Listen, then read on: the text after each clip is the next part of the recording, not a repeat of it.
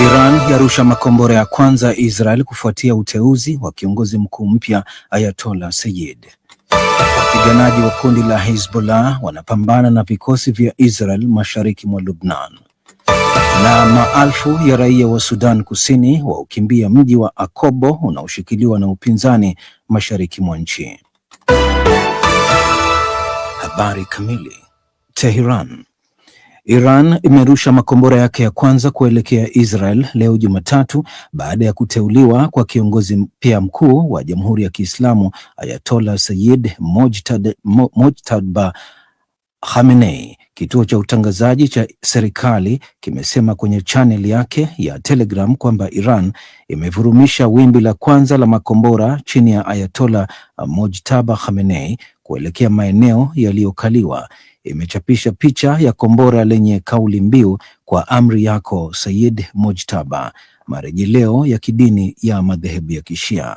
Wakati haya yakiarifiwa, waziri mkuu wa Qatar ambaye pia ni waziri wa mambo ya nje Mohammed bin Abdulrahman Al Thani ametoa wito wa kupunguzwa kwa kiwango cha vita vya Iran. Akizungumza na Sky News, Al Thani amesema hawakutarajia mashambulizi ya jirani yao Iran dhidi ya nchi za Ghuba, akiongeza kwamba uhalali na visingizio vya Tehran wanavyotumia vimekataliwa kabisa. Wakati huo huo, shambulizi la droni la Iran nchini Bahrain limewajeruhi raia 32 katika kisiwa cha Sirte. Paris.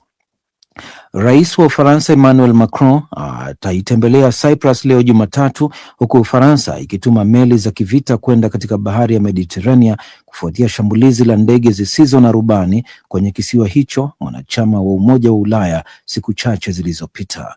Ofisi ya Rais Macron imesema atakutana na mwenzake wa Cyprus Nikos Christodoulides na waziri mkuu wa Ugiriki Kyriakos Mitsotakis huko Paphos kuonyesha mshikamano na hatua za kina za kuimarisha usalama kuizunguka Cyprus na eneo la mashariki mwa bahari ya Mediterania.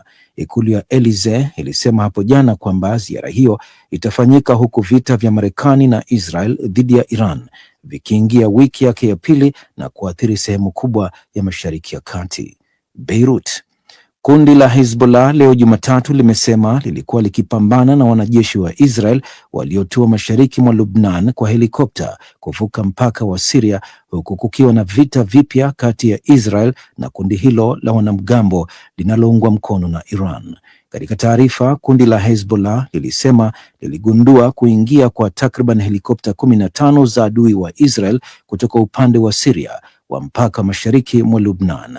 Kundi hilo lilisema wapiganaji wake walizishambulia helikopta na kikosi kilichoingia kwa silaha mwafaka zinazofaa na mapambano yalikuwa yakiendelea.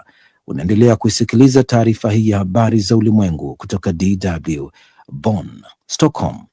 Ripoti mpya ya taasisi ya kimataifa ya utafiti wa amani ya Stockholm SIPRI iliyochapishwa leo Jumatatu inaonyesha kwamba mtiririko wa silaha duniani uliongezeka kwa karibu 10% katika miaka 5 iliyopita, huku Ulaya ikiongeza zaidi ya mara 3 ya uagizaji. Taasisi ya SIPRI imesema ongezeko la silaha katika nchi za Ulaya linaweza kuelezwa kwa sehemu na ukweli kwamba wananunua silaha za kusambaza Ukraine na kwa sababu wanatafuta kuongeza uwezo wao wa kijeshi dhidi ya tishio linaloonekana kutoka kwa Urusi. Marekani iliongoza mauzo ya silaha ikichangia 42% ya uhamishaji wote wa silaha za kimataifa katika kipindi hicho kutoka 36% katika miaka 5 iliyopita. Juba. Maelfu ya raia wamekimbia mji wa Akobo unaoshikiliwa na upinzani mashariki mwa Sudan Kusini kufuatia amri ya kuondoka eneo hilo iliyotolewa na jeshi ili kuandaa njia ya operesheni ya kijeshi. Nial Liu, afisa wa eneo hilo anayehusika na masuala ya kibinadamu, alisema hapo jana kwamba mji huo sasa karibu ni mtupu na wanawake, watoto na wazee wameondoka na kuvuka kuingia nchini Ethiopia.